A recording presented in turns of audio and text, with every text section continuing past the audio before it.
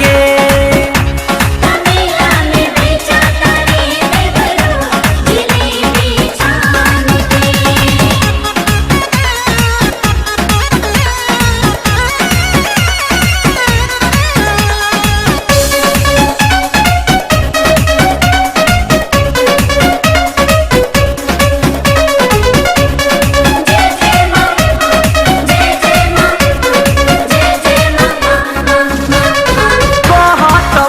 हम बड़ी श्रद्धा से मैया के कल सारा खाई, आ जाई छुट्टी लेके ए मोर सैया घर जइया रो पाई, घर जइया रो पाई।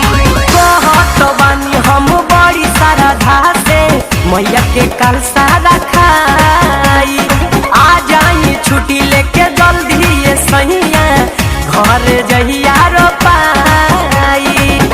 कइले बड़ा देर सैया अपने तू जान के, कइले बड़ा देर सैया अपने तू जान के। तमेला में बेचता रे देवरू जिलेबी छान के।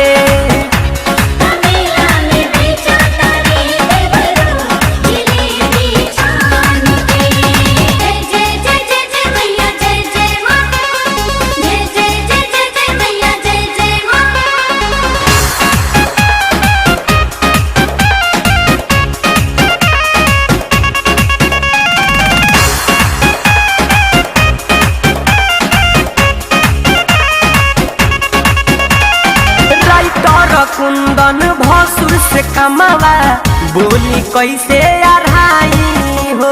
चंदन चंचल सैया जी घरावा जल्दी रउआ आई हो, जल्दी रउआ आई हो। राइटर कुंदन भसुर से कमावा कैसे बोली अढ़ाई हो। चंदन मनोज सैया जी घरावा जल्दी रउआ आई हो।